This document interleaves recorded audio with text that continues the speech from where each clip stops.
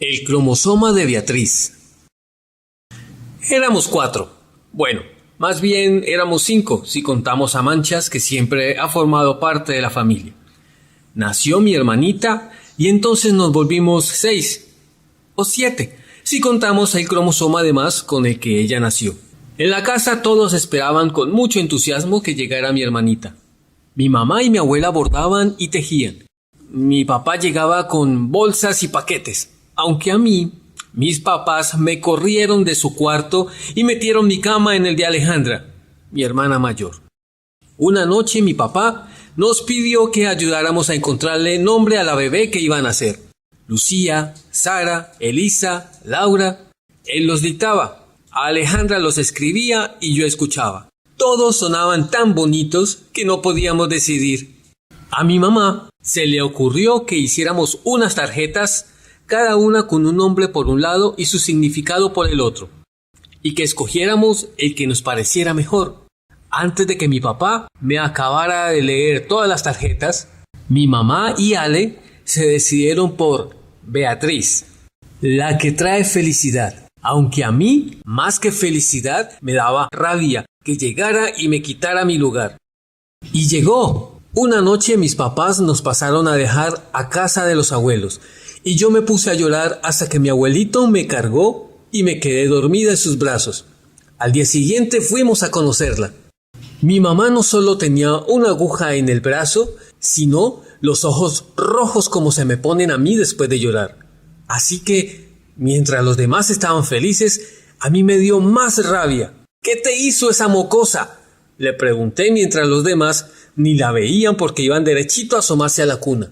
Cuando mi abuela la cargó me fijé que no le gustaba mucho.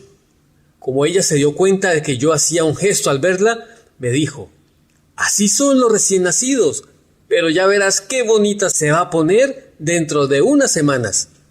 Mamá y Beatriz tardaron muchos días en regresar a casa. Yo pensaba que tal vez estaban esperando que se volviera bonita.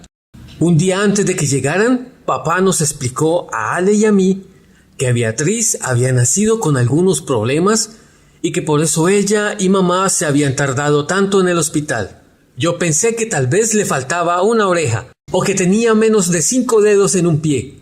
Ese mismo día, como Alejandra preguntaba, mi abuelo le dijo muchas cosas que no entendí. Pero lo que sí escuché muy bien fue que a mi hermanita no le faltaba nada. Al contrario, había nacido con un cromosoma de más. Aunque entonces tampoco entendí qué significaba eso. La vida de mi familia se complicó cuando, por fin, mamá y Beatriz llegaron a casa. Mi papá nos dijo que nuestra hermanita era muy frágil y que mamá estaba muy preocupada. Por eso nos pidió que nos portáramos muy bien con ella. Cuando escuché la palabra frágil, pensé enseguida en la bombonera de cristal que hay sobre el comedor. Cada vez que quiero un chocolate, tengo que pedírselo a un adulto, pues es de un cristal muy frágil y puede romperse con cualquier cosa.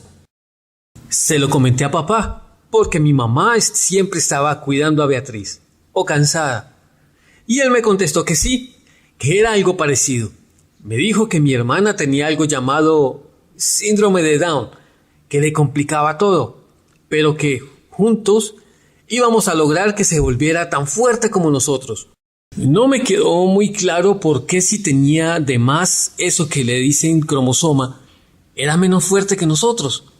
Pero me acordé de la bombonera y fui a pedirle a mi abuelo, que en esos días andaba mucho por mi casa, un chocolate.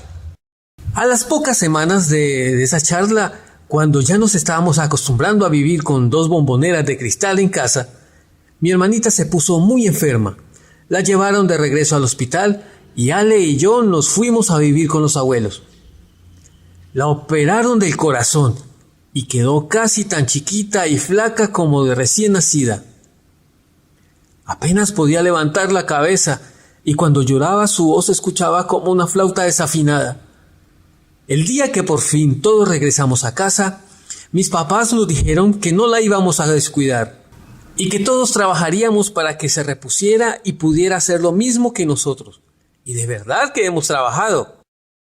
Mis papás leyeron muchos libros para aprender a cuidarla sin que se rompiera mientras engordaba. Compraron una mesa especial para hacerle unos ejercicios a cada rato. Cuando estaba despierta había que moverle los sonajeros cerca de los oídos, enseñarle juguetes de colores, frotar su cuerpo con un cepillo o pasarle una toalla húmeda por los bracitos y las piernas, que son más flacas que las mías. A Ale y a mí nos gustaba que mi mamá siempre estuviera en casa y ayudarla cuando necesitaba. Con todos juntos y siempre escuchando música, parecía que su nombre tenía sentido. Beatriz traía felicidad. Me convencí de que seguramente por eso cuando ella y mi mamá se suben a un bus y no hay dónde sentarse, enseguida alguien se levanta para que ellas tomen su lugar. Y por eso nadie le gana en dar abrazos y besos. Y siempre hace sonreír hasta a las personas más serias. Mi hermanita casi no lloraba.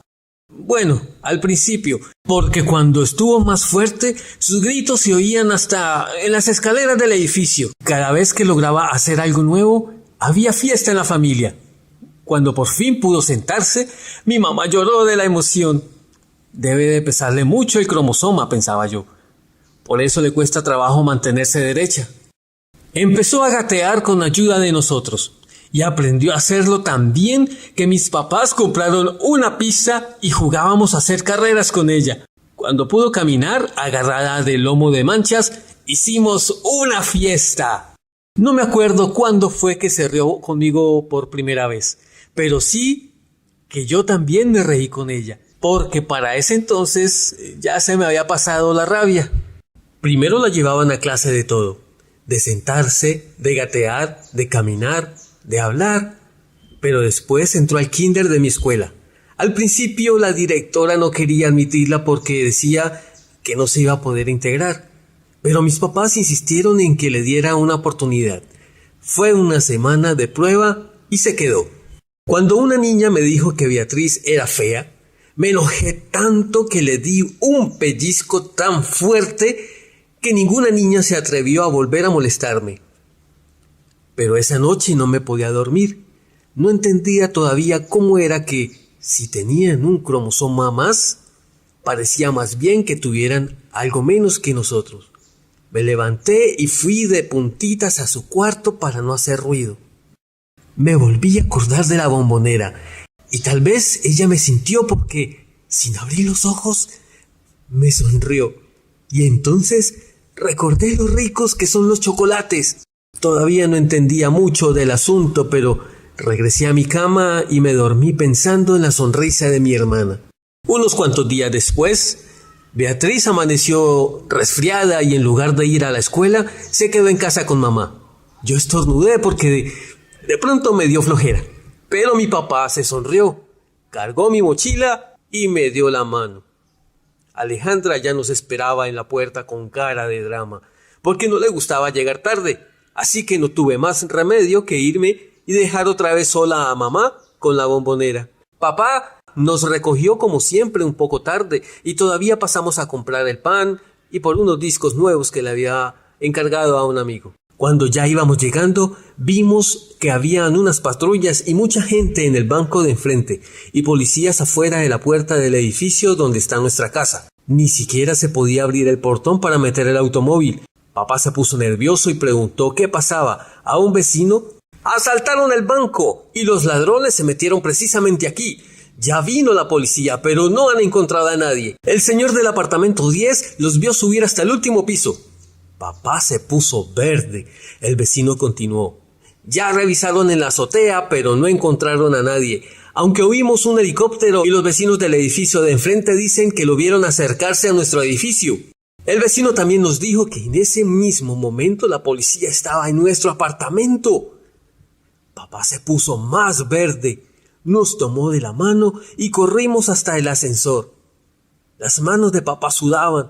Alejandra se puso a llorar. Por fin llegamos al piso 8. Papá casi se cae antes de entrar. Con el sudor de sus manos y las lágrimas de Ale, debió de haberse resbalado. Entramos a la sala donde mamá hablaba con unas vecinas, mientras Manchas ladraba afuera de la puerta del cuarto de mi hermanita. «¿Y Beatriz?», preguntó papá. «Está en su habitación. Me dijeron que entraron aquí unos policías, dijo papá al mismo tiempo que miraba hacia la habitación de Beatriz, porque yo estaba abriendo su puerta. Todos nos quedamos con la boca abierta. Vimos a 3 hombres enormes simulando estar sentados en las sillitas mientras mi hermana hacía como si les sirviera té en las tacitas de su juego. ¡Papá!, gritó mi hermana y corrió a abrazarlo. Los hombres, sonrojados, se levantaron como si las sillitas tuvieran un resorte, recogieron las armas del piso, se acercaron a papá. Con serenidad le explicaron que estaban ahí por órdenes superiores y que al parecer los ladrones habían escapado en un helicóptero desde la azotea.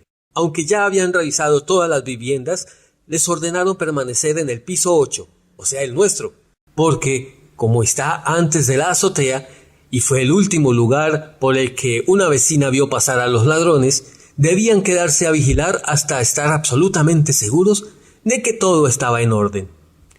«Si le molesta que estemos aquí, podemos hacer guardia allá afuera», dijo el que parecía ser el jefe. «No me molesta», respondió papá, mientras mi mamá y las vecinas se acercaban. Todos salieron a la sala y llegaron otros vecinos. Mi mamá les ofreció algo para el susto.